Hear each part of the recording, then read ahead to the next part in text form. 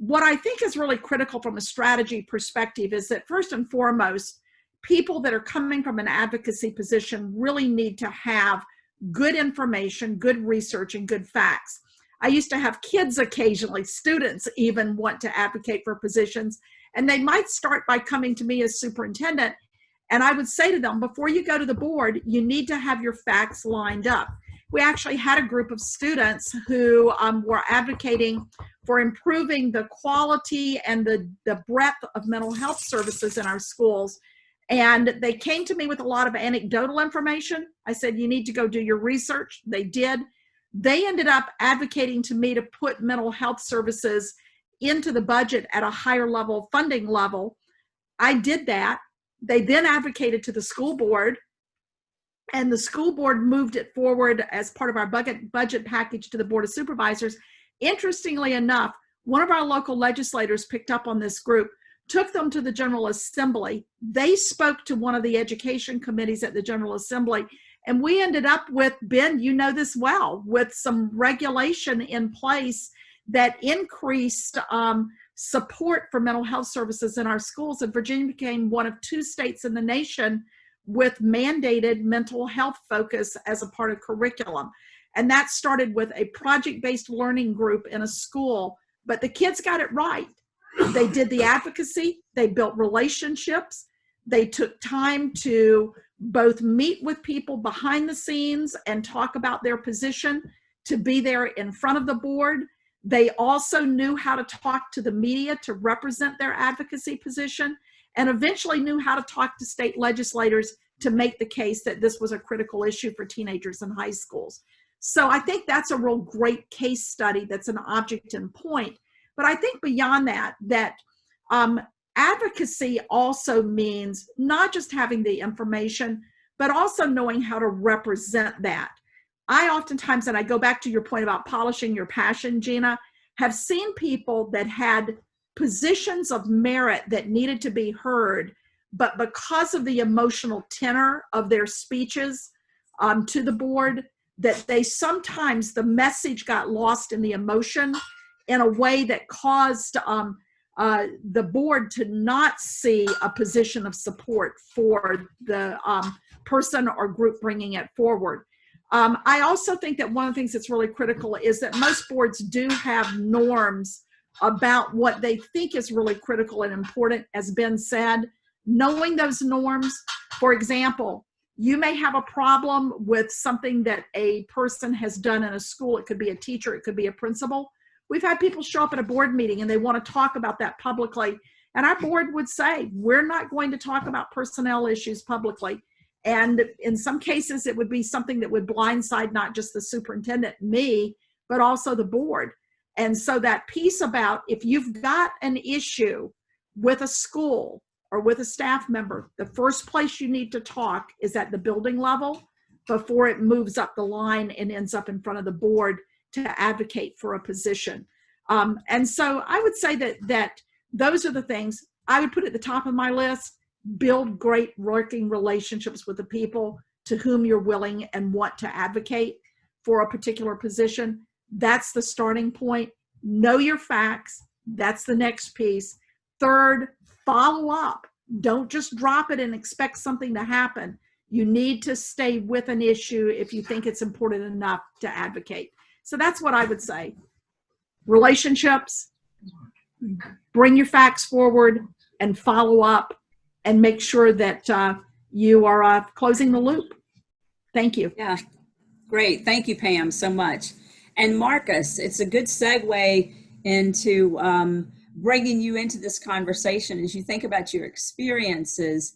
And again, any advice or tips for those people who are coming to that school board. And it could be, again, to a school board member or to the collective group.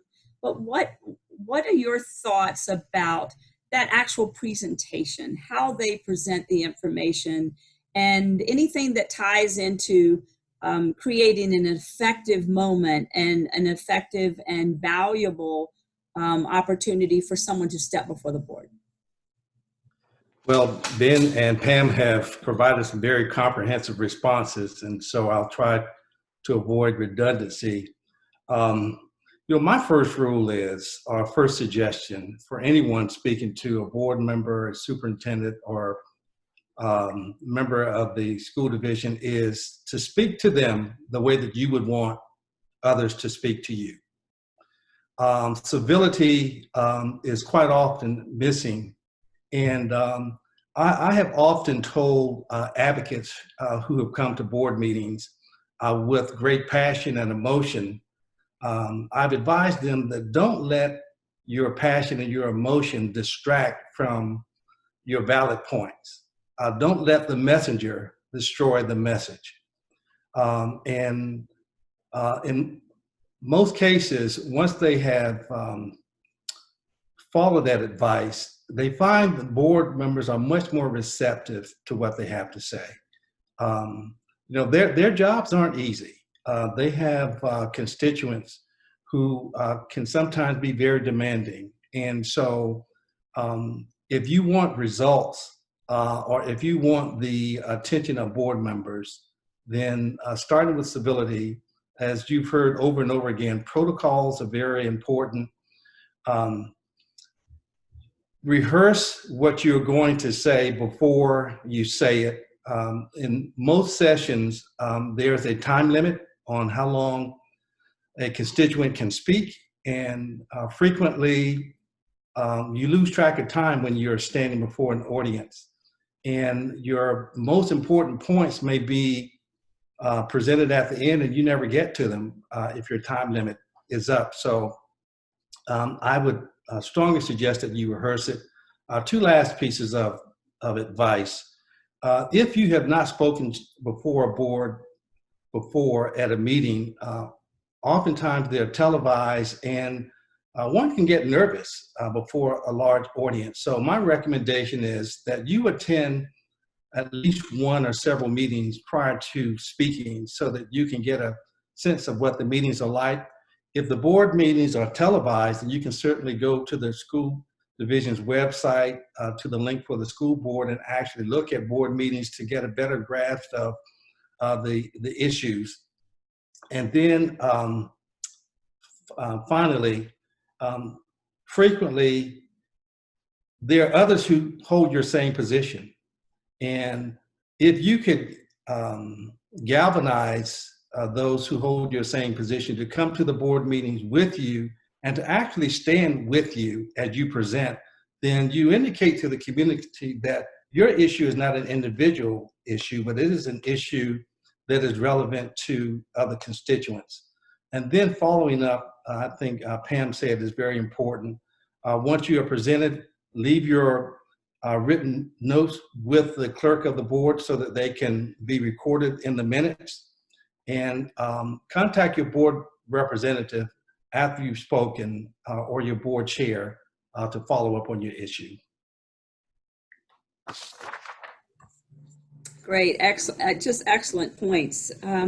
I am going to spring a little question on you that I was thinking about as you were each speaking. And if each of you would like to respond, and I'm going to assume that all of you would like to respond versus no one responding. But if you think about the just significant implications of an impact of social media, where and when, and even if, but where and when is it appropriate or effective to use social media as a tool to relay messages, either through your community, and I'm talking about in the realm of advocacy? Is there a place for it? If that's the case, where is that place? How do you, when I look at all of you, I know, including myself, we all faced just significant impact from the use of social media for advocacy while we were superintendents. Does it have a place? And if it does, what are some points to remember? Because I think it's a readily available tool, lots of ways, Facebook, Twitter, etc., where people can often, what I see is cloud the issue with the emotion or the use of social media, but maybe it's a good tool. So I don't know who wants to start, but let's just, Pam, you have your mute off, so why don't you go ahead and start? and then we'll weigh in. I don't think that there are many people that have missed that I was probably one of the first superintendents in the country who just jumped right into social media and started using particularly Twitter as a tool myself. And it's pretty interesting because the way that I landed there was that I didn't really have much of a sense of what exactly some of the social media tools were all about. I think everybody had kind of come through the MySpace and started, Facebook was starting to emerge, but things like Twitter or Instagram or Snapchat or TikTok, all of the ones that we have today that have varying degrees of reputation have evolved over time.